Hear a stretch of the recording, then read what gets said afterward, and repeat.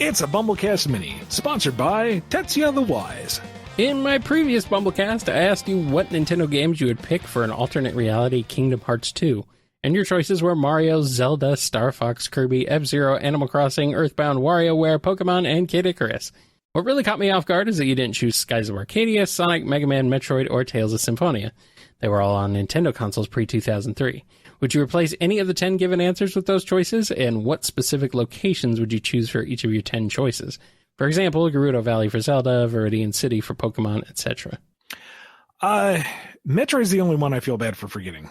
Like, I remember going through that list going, we're forgetting something obvious. Yeah. What are we forgetting? Something blatantly obvious, and it's Metroid. Yeah. So, I mean, you asked Nintendo games, so we went with Nintendo-published games. I mean, Skies of Arcadia and Sonic are Sega games. They were on Nintendo consoles. Yes. Mega Man is a Capcom game. Tales of Symphonia is a Bamco game. So I figured they didn't count.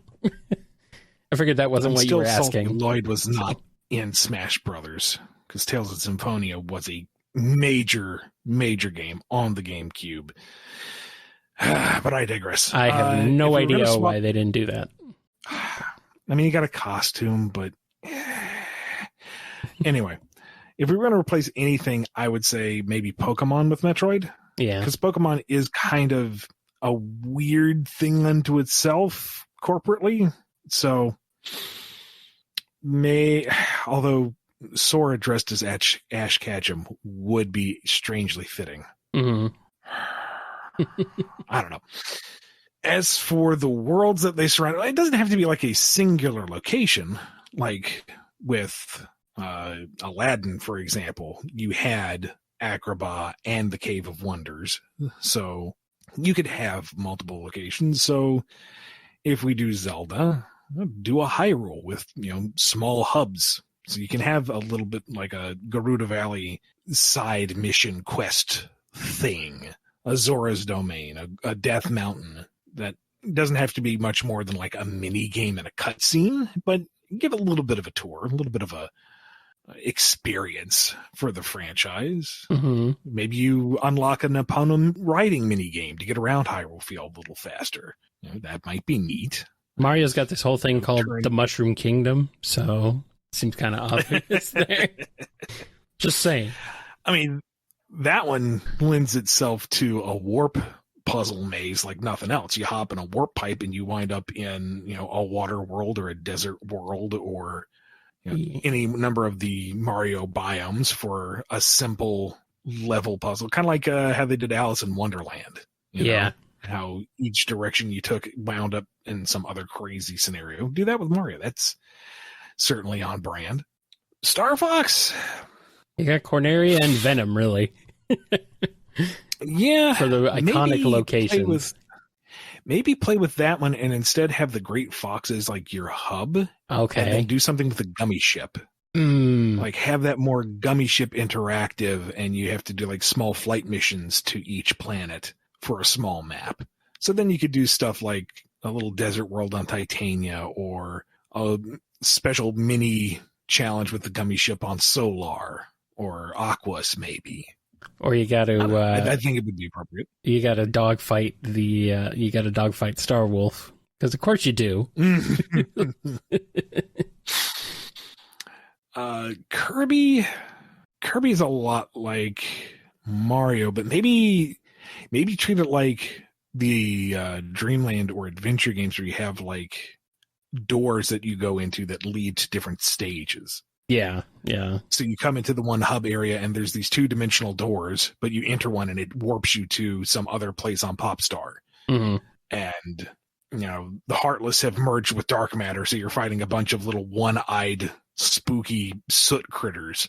And ultimately you have to purge Day of his own Heartless infestation and show him the super power of teamwork. Because why not? Mm-hmm. And, just for giggles, give Donald the Heartstar wand out of Dreamland 3. That'd be neat. Yeah, that would be fun. Oh, a Keyblade based on the Rainbow Shard sword? The Rainbow Sword out of Dreamland 2? Maybe he should get the heart. No, Sora should get a Keyblade based on the Heart Star one, because that's the whole, gathering the power of the hearts of those around him. That's kind of what Sora does. Yeah, that's his thing. That makes more sense, yeah. Maybe incorporate a little bit of the Rainbow Sword in there. Dang, I want this now. Anyway, Animal Crossing, treat that more like they did the 100 Acre Woods. Small mini games, run around the town itself, interacting with the mainstays of the Animal Crossing world, your Isabelle, Tom Nook, Captain, all of them. Do small favors to them that improve the town. Very wholesome, low-key stuff. F-Zero. I honestly don't really know. F-Zero, Mute City. Seems like the obvious choice. Oh, yeah. Yeah.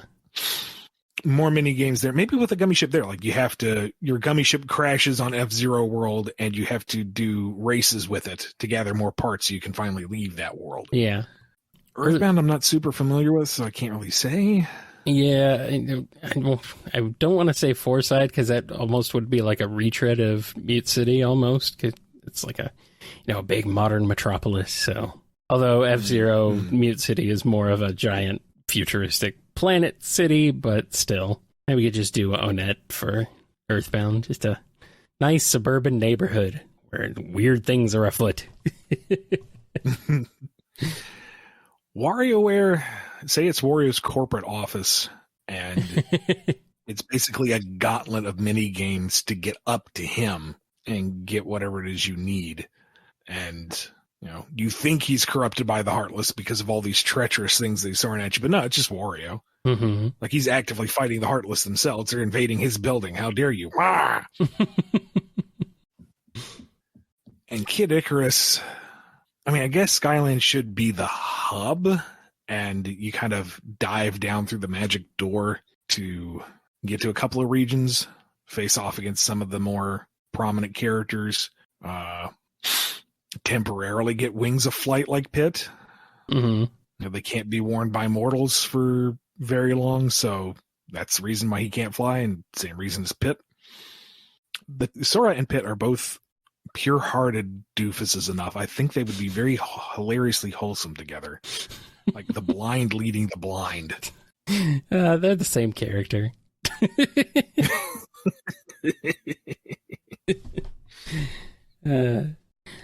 And for Samus and Metroid, yeah, we don't necessarily have to return to, was it SR 388?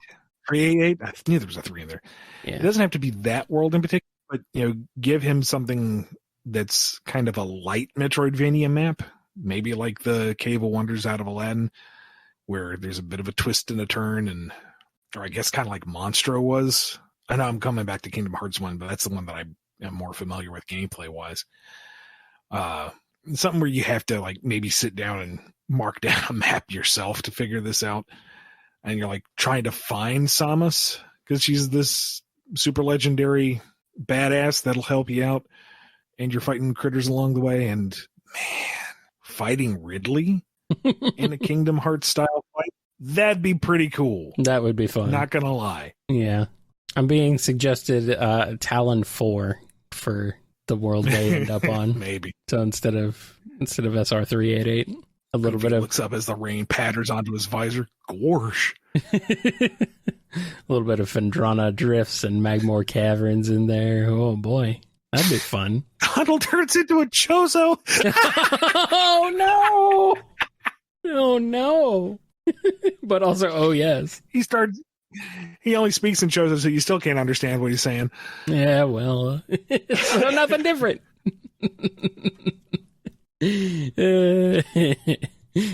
And for Pokemon, an extended gym battle, basically. Mm-hmm. Like, maybe turn things on their head a little bit, and Sora can't fight directly. You have to give commands to Goofy or Donald, or I'm assuming Pikachu would be your partner for this, and do kind of a mock Pokemon battle and work your way up to the gym leader themselves. And then just to spice things up, Team Rocket is using Heartless infused Pokemon to raid the place, and you got to drive them off. That might be neat. Yeah. Going back to Metroid real quick. Heartless Ridley. Oh, wow. Dude. Dude. Yeah. Yeah. Dude. Yeah. Well, that's the good stuff right there. Oh, man. Yeah. Inject that directly into my veins, please. All right, we've spent a lot of time on this question. So anyway, go ahead. Sorry. Okay, last thought. Sora gets some kind of like various suit power beam inspired Keyblade. Nice. Throws his magic casting stat through the freaking roof. Yeah, he just starts screw attacking everywhere. Good stuff. Since I basically covered every notable Sonic character for autographs, I thought, why not ask that same question, but for the Mega Man cast? I'm going to write all the characters this time, so I'll leave whichever characters you consider important enough to this question to you. You can also add any other Mega Man sub-series characters you think would be interesting, like Mega Man X, for example. Also add Mimic and Clutch reacting as for an autograph, because I can't believe I forgot them. Could have sworn we said them. I think you did. Yeah. Like, wasn't Mimic was impressed that you even found him to ask? So yeah. Out of the novelty? Yeah, and Clutch was just like, yes, of course, you'd want my autograph. Yeah. We could be here for days with the Mega Man cast, so let's try to keep it quick with the classics. Rock's probably used to it after a point because he is the famous super fighting robot, and he's just happy people are happy with him. Roll would be excited because, hey, you know who she is. You know, that's nice. Dr. Light, I'm also fairly certain would be used to it by now. He's world famous and seen as kind of a hero, or at least the father to a hero. So he's magnanimous and not really, hung up on it. Like, sure, he'll sign his name, whatever, if it makes you happy. Otto is super excited though. Like, oh my gosh, I get to sign my name just like my hero Rock. Oh, this is my big moment. I got to make sure I do it right. Doc, you did install a handwriting routine in my programming, right? Right? Uh-oh. Uses that big oil can hand as like a fountain pen. Extremely precise. Dr. Wily on the outside is like, oh, of course you would want my autograph. Why wouldn't you? Because I'm a genius. You know exactly how to show respect where it's due. And on the inside, he's just so super thankful that somebody's actually looking up to him. Thank you. Please, just let me sign. Dr. Cossack isn't wild about it. Yeah. What are you doing in his personal space? But fine. He's not going to be a jerk about it. He'll just do it and, okay, we're done. Goodbye. Blues doesn't see the point. Why are you approaching him? He kind of likes being on his own, but here, fine. There's his nom de plume. He's gone now. Base would take your paper and throw it in your face. And then laugh. Aww. And Duo just doesn't understand. No. What is this? No. What is this transaction? What is this cultural exchange?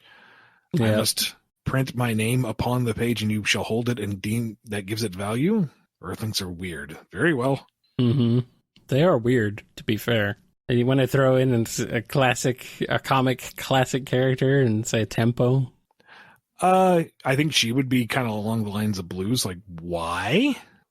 How do you know me? Why do you want this? But okay, sure. And also maybe a little shocked, a little surprised. Yeah. But I'll cut it off there because if we start getting into the Robot Masters, again, we'll be here till the end of time. Yeah. Let's not do that too much. Circling back to Kingdom Hearts, how would you approach a comic book series based on it? In this scenario, you have a lot of creative control and don't necessarily have to adapt the games beat for beat. Would you try to stay as close to the source material as possible, adapt the series chronologically instead of in reverse order, do a complete reimagining akin to the Final Fantasy VII Remake, or tell an original story set in the same universe? Really would hinge on what the criteria was, what the scope of it was. But I think the path of least resistance would either be to tell in between stories, fill in some of the gaps of the rat's nest of a narrative that it is. Yeah. Bring a little bit of context to some of the interactions. But I would worry that would be so deep in the weeds that only like the hardcore fans would appreciate it. So if we're going for the like casual audience, the maximum potential audience, I would approach it as like untold tales in the, what do you call it? The Kingdom Hearts verse, the cosmos. I Basically have no idea. pull upon the franchises that haven't been touched within the Disney vault. If there's that many left, surely there are. Oh, yeah. And do self-contained stories on those. And that's basically built for trade right there. Have a 3 to 4 part adventure exploring the kind of story beats and themes of whatever Disney property Sora, Donald, and Goofy are stumbling through, and have a succinct through line through it. And there you go. Like, take the Kingdom Hearts formula and just put it into a self-contained little story series. And then you can have trades that happen that are easy to collect, and you can kind of choose where you are in the timeline to apply it. So you could have Kingdom Hearts, Sora, or 2 or 3, wherever it fits best, whatever worlds haven't been visited, and just kind of have fun with it. Keep it fairly light and accessible. Right. All right. Which Sonic game would you like to see a remake of the most? Would you pick a beloved game in the series and try to make it even better, or pick a game that's not so loved and try to make it good? I would prefer to take the not so loved and make it good, because the ones that have been good, the championing for those to even a touch it to make a remake or a remaster, I think is asking for trouble. Yeah. Like, if you were to say, I'm going to take Sonic Adventure 2 but make it better, no, I do not want to be on the PR team for that one. Do not touch that. That pedestal that one is on is no. Yeah. I mean, that's why I'm even like hesitant to say, like, there's always been so much talk about a Sonic Adventure remake, Sonic Adventure 1, and I'm like, okay, not as celebrated as SA2, but you're toying with fire there.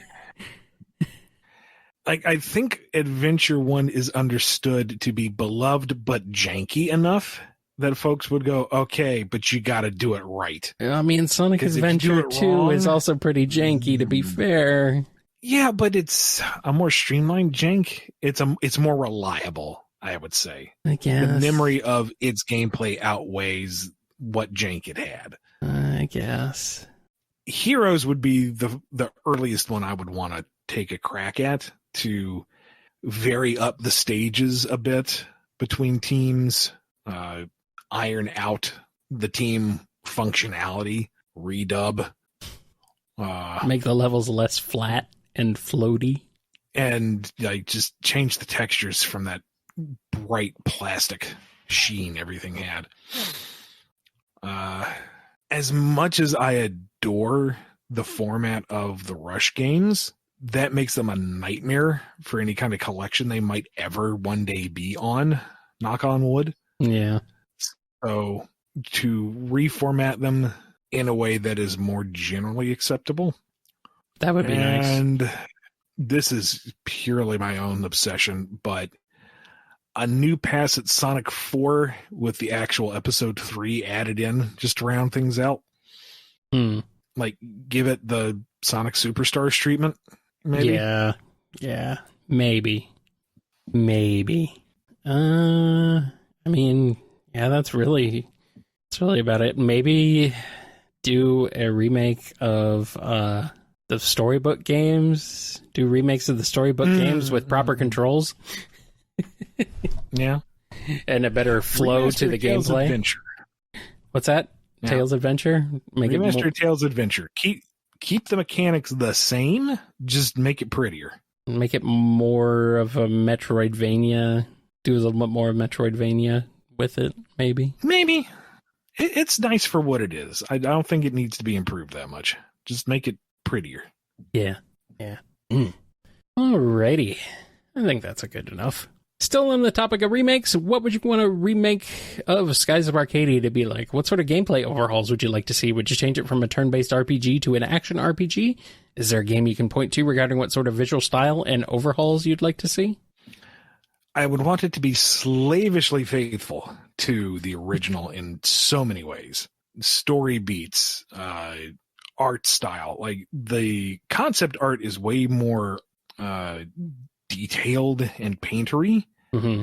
And I feel like a lot of the charm of Skies of Arcadia is from the limitations of what they could do with the engine at the time. with what they could do with the visuals. So I would say err on the side of taking that and making it look as good as you remember it looking. Kind of like the Metroid Prime remaster that just came out. Yeah. And seeing the side-by-sides of that and the original version, it's like, oh, I remember it looking like it does now. Yeah. I was kind of good back then. I was kind of surprised, like, oh, this they put a lot more work into this than just taking the GameCube version and porting it over to the Switch. Yeah. Which is kind of what I expected it to be. I was like, oh, okay, that's what this is going to be. All right, fine. Nope. And I think that is a testament to the strength of the visual direction in the original game. Yes. That it made such an impact and endured in the memory so favorably. So likewise, with a remaster or remake of Skies of Arcadia, we all, those of us who are hardcore fans of it, have a certain vision in our heads, and it needs to be close to that. Like, if you go the super realistic Final Fantasy VII remake look, not going to feel the same. It's not going to have the same bounce or whimsy or openness to it. That's honestly not going to work. No. I would say action RPG and ditch the turn-based, because turn-based is largely out of style and it does slow things down considerably. But part of the charm of Skies of Arcadia is just how easy it is to pick up and get into its systems. So if it's going to be an action RPG, keep it very light. Like, it doesn't have to be super combo driven or highly technical. Part of the charm of the game is it's relatively easy and consumable. It's not anything revolutionary in terms of mechanics or story or visuals, but it's just charming. It's a comfortable game. So just make it light and fun to play. Don't make it hardcore, because that's what these games are these days. No, it doesn't have to be overtly challenging. Maybe add in a toggle somewhere to up the difficulty if you want to, but just make it something you can pick up and play and just have fun. Like, that's what I loved about Skies of Arcadia, is that it was just such a welcoming world in terms of everything. Yeah. Gameplay, characters, music. There you go. You do not touch that soundtrack. You up the samples, you get like a live orchestra maybe, but you keep that music the same. No embellishments, no reworking the tune a little bit. No, sir. You do not touch that score at all, except to like gently caress and kiss it because you love it so much. That music stays intact, or I'm going to knife fight somebody. On the fence on voice acting. Like, if you could get the right cast that could capture that earnestness and the whimsy and the fun of it, maybe. But I feel like a large part of it is because they were limited in what they could do in terms of portrayal, so you fill in a lot of those blanks. And what you envision them sounding like and the pacing of the dialogue and the inflection will be different from person to person. So I don't know. If you had the right voice cast, you can maybe make it work. I'm not sure how you would reconfigure the ship battles, because they are kind of slow, but they are designed in such a way that they have to be that kind of tactical multi-turn thing. I don't really know how you would speed that up or make that more action-oriented without losing the anticipation of it, to know that that red square is coming up and you have to make sure everything is queued up in just the right way so you are not getting obliterated. Or when you queue it up so that you have your torpedoes and your main guns all hitting at once, plus that one magic cannon, and all that damage hits in that one turn. Oh my God. You can't get that with active play, I don't think. I'm not sure. A smarter person might have to do that. Honestly, Ian, here's what I would pitch. Something similar to the graphical style of modern Dragon Quest games with the cel-shaded look. It would be not Akira Toriyama's art style, but, still. Yeah. In that the same sort of technology being used there. And also, I would say a similar battle system, which is very much a throwback to turn-based old school RPGs, but with some refinements and some quality of life improvements that and definitely things done to make it more dynamic and fun. So I think that would really actually work out well for a Skies of Arcadia remaster. In that style, yeah. Keep the music largely the same. Keep the story largely the same. Just pretty it up a bit. And throw in some voice acting. Let's give it a shot. If this were like 10, 15 years ago, I'd say, oh, voice acting, But if they're willing to put the money in it, voice acting these days in video games, it's pretty good. It's pretty good. So maybe. As long as they're willing to put the budget behind it, I could see it working. Last thought, exploring the overworld, the temptation would be to just make it bigger. Yeah. You have, the resources to go nuts and really make it this huge, sprawling world. Don't. No. Like, maybe space things out a little bit so you have a little more freedom to swoop and soar and maybe find a few more things. But the overworld in Skies of Arcadia is brilliantly laid out so that you have a sense of freedom to explore, but there's never really a moment where you're just coasting along bored because there's nothing. There's always something visually interesting to move through. There's always something nearby to explore, or there's something to interact with. It's paced out brilliantly, and messing with that is asking for trouble. Yeah. All right. Well, we're we're quite a ways into this episode, and we're only 5 questions in, so let's keep going.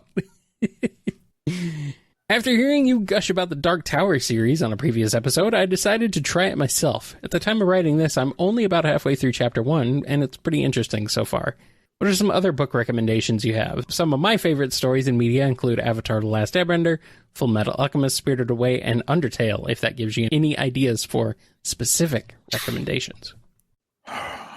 The first one that came to mind for me, in the context of this question, is the Alvin Maker series by Orson Scott Card. I do not endorse the man himself, so if you're interested, go to your local library, go to a secondhand bookshop maybe. But the series takes place in an alternate version of colonial America where, certain events are a little different, such as George Washington remained a loyal general within the British Army, and people are born with knacks, superpowers. It's basically X-Men mutant powers or metahumans out of DC Comics. And the central character is Alvin, who is the 7th son of a 7th son, which means his knack is extra special because of the magic system of the world. He is a maker, which means he can make things. He can manifest stuff. And one of the things he has to figure out for himself is, what does that even mean? What is he supposed to do? Like the fellow whose knack is he always draws a perfectly straight line. Well, that's great when he's tilling the field. Those rows are always going to be perfectly straight. Mm-hmm. The guy who can douse naturally, he can find groundwater. He's got a job for life. What does it mean to be a maker? And in opposition to him is the unmaker, this nebulous, ill-defined, malevolent presence that is the antithesis to him. And one of the spookiest moments, one of the most influential scenes I can think of off the top of my head, is Alvin confronting the unmaker at the bottom of a well that he's trying to build. And I'm not going to spoil that moment because it's intense. And I kind of feel like the series never quite reaches that level again. I kind of petered out on it towards the last or next to last book, where Alvin is kind of asking himself, what is he supposed to do as a maker? And it really felt like a writing exercise where the author is like, yeah, what am I trying to do with this? Maybe the character can figure it out. No, well, going to publish the book anyway. There are some neat ideas in there. The very mundane magic system, I feel like, had a huge influence on me specifically. So again, it might be worth checking out, but go to your library or view alternate means of picking them up rather than maybe a direct purchase. Does he make any chipmunks? No, there is no Simon. There is no Theodore that I can remember. Well, then what good is it? I've seen arguments online about how some creators appropriate cultural backgrounds that they aren't a part of for their own works, often in inaccurate and offensive ways. There are even arguments that people shouldn't use elements or write about cultures they have no relation to. For example, some would argue that a white American writer shouldn't write a story about a Korean protagonist immigrating to Japan because it's not their story to tell. What are your thoughts on this subject? Oh, let's approach this one delicately, shall we? Yes. So, first off, I am a 40-something white heterosexual male from a middle-class background. I am aware of this. I am aware of the privilege that has granted me. So my opinions come from that context, and I know that they come from this context. So let's establish the ground rules there. I feel like the idea that you can only write fiction or nonfiction from your own personal experience and background to be inherently bigoted. Because if we were to work from that standpoint, I would only be able to write white 40-something heterosexual males from a middle ground background, and that would be so boring. Also, that's kind of what a lot of media is. We have more than enough of those stories, Ian. You don't need to throw any more on the pile. Yeah. So I feel like, no, you should not be restricted. Ideally, everyone should be able to write about everything. That's incredibly naive. I understand that. But we cannot aspire to greater things without setting the bar higher. Yes. If you are going to write from a perspective that you are not familiar with, whether it is not your personal background or you have no experience with it, it falls unto you to do your due diligence and research it. Interview people, look things up, read personal accounts. If you are writing a Hindu character, you can't just say, oh, yes, I celebrated Diwali, and then treat them the same as everybody else. That's lazy. You have to, what would that mean? Who is it? With your example, Korean national immigrating to Japan. Why are you telling that story? What about it is interesting to you? Why are you pursuing that story? I'm not saying that you are, Tetsuya. I'm using your example.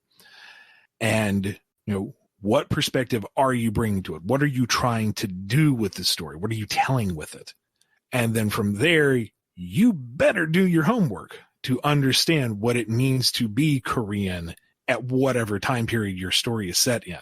What are the cultural outlooks between Korea and Japan in this time period? What about your character informs their decision to move? Where are they moving to in Japan? Where are they coming from in Korea? What is necessitating the move? There is a lot to figure out, and the further away from your own personal experience, the more work you have to do to make it seem sincere. I am inclined to believe that most folks will accept a little bit of inaccuracy so long as the material is treated respectfully. Like, if you are clearly trying your hardest, I think that will go a long way for most. But if you do go in completely blind and just try to wing it and go off of whatever stereotypes that you happen to have gleaned over the years, that's also going to be picked up on. So I don't think, for me, ultimately, it isn't a matter of what your background is. It's the respect you pay to the material and to the aspects that are foreign to you. People are people is what my fundamental belief is. We just all have our own little quirks and aspects to us. So as long as you treat that with respect and try to understand those differences and represent them rather than lampoon or critique, you'll be in a acceptable place in your writing. Yeah.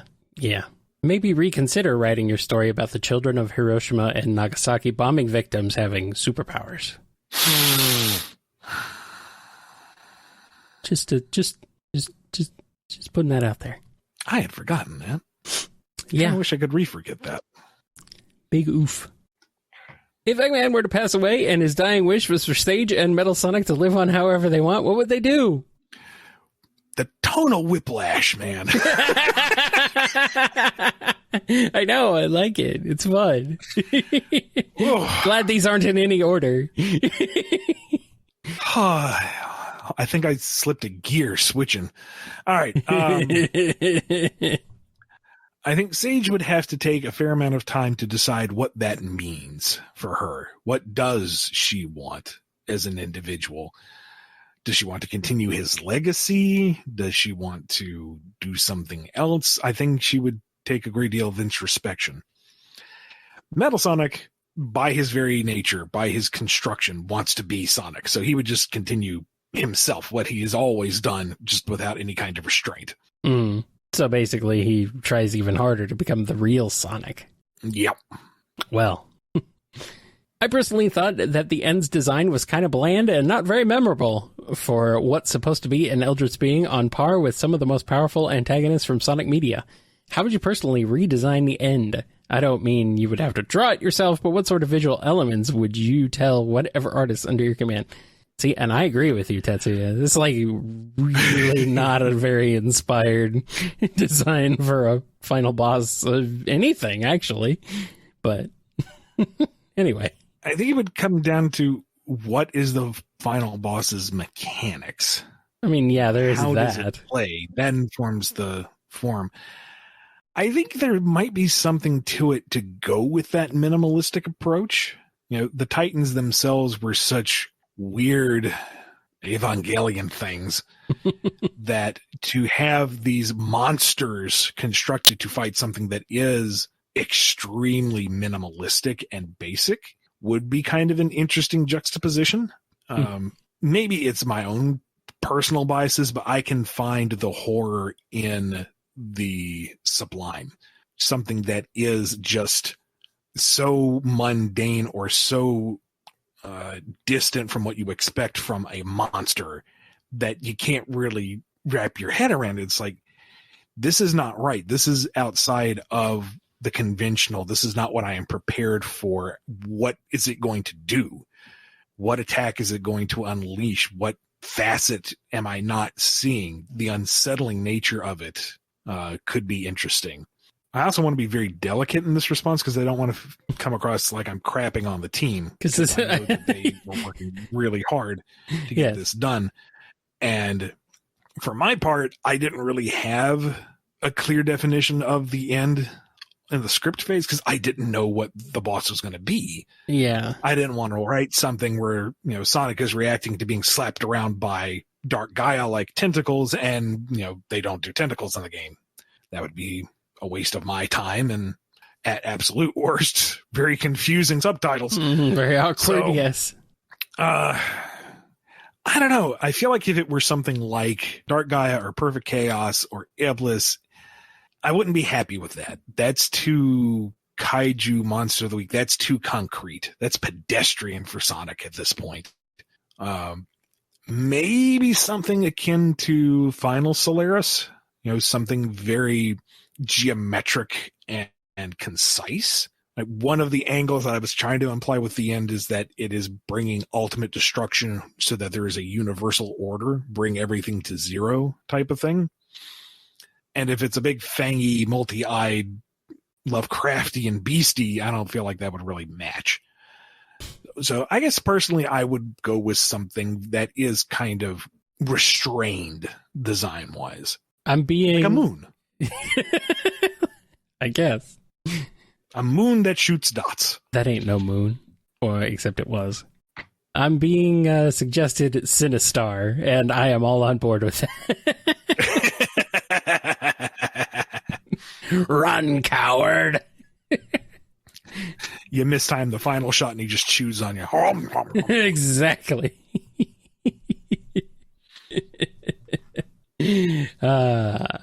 I live. God, God, that game was freaky. Still is. It's a great game, though. Say you could spend 24 hours with any Sonic character you want. Who would it be? What would you do? You can even rewrite reality and give them a previous history with you, and even tell them you're one of the gods that dictate their fate. No, don't think I will. That's a bit much. That's odd. That's odd. That's awkward. I don't know. A day chilling out with Knuckles on Angel Island would be ideal. Maybe. I want to go to Angel Island. I want to see it for myself. Like, that has always been my favorite game location. Yes. And, Knuckles would be a chill tour guide. Just don't touch anything, follow me. Mm-hmm. And sure, Knux, you got it. And just that alone would be nice. I like that. I would go fishing with Big. Mm-hmm. I don't want anything exciting. I just want to go hang out. I've had enough excitement for one lifetime. I'm just going to go chill. Chill with the big cat. Catch some fishes. Delicious. I don't know if this was covered anywhere, but why did you decide to reboot Dragoon after the first 60 pages? It wasn't doing what we wanted it to do. We were trying to go for the kind of webcomic format where everything was very decompressed. We could tell the story leisurely at our own pace and that it would come together in the long term, like something that you just kind of cruise through and enjoy. And during that time, we were trying different ways to make the schedules work, and Adam was experimenting artistically with how the characters looked and how the environments were rendered. And ultimately what we came down to was an inconsistent visual and a story that, while compelling enough, wasn't going anywhere fast enough. Like, we were 60 pages in and the primary antagonist hadn't been introduced yet. Yeah. So what kind of lit a fire under us was looking for financing and other publishing options. And in the process of those revisions, it's like, as much as I want to dwell in this world and go through all its little nooks and crannies, there will be opportunities to do that. You can always do your Cimmerillion on the side. The story needs to come first, and it's Wynn's adventure and her destiny and how she seizes it. So the approach that we're going now is less fast-paced than we were talking about earlier.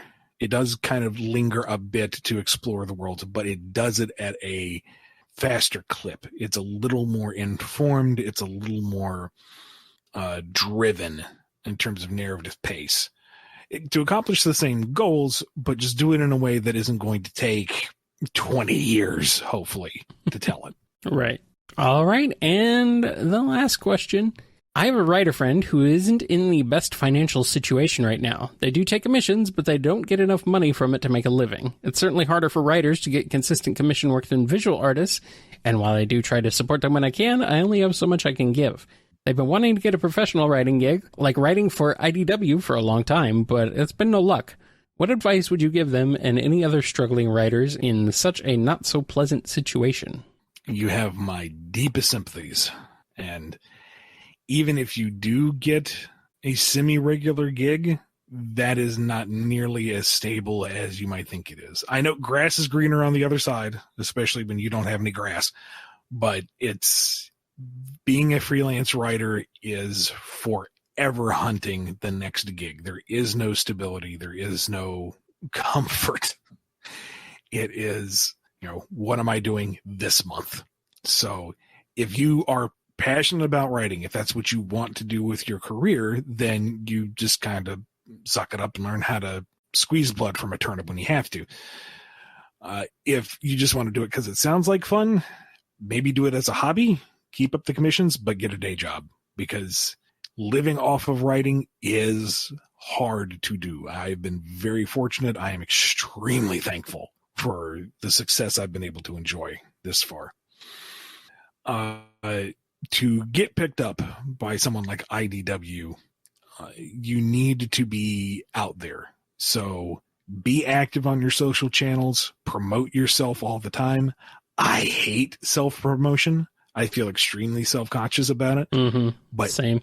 if you aren't going to sell yourself, nobody else is, unless you get an agent. There are writing agents out there. I haven't looked into it myself because I right now don't have the time to take on anything else or manage an agent. And two, don't particularly know how to get into that, to be perfectly honest. So do your own homework on that one. And if you have high success, tell me what to do, because clearly I'm kind of aloof here. Contribute to anthologies.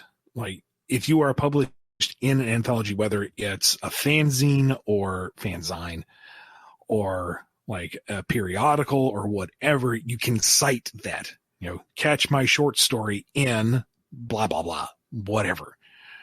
Writing contests, submit to that. I won, $150 and was in this publication for this contest.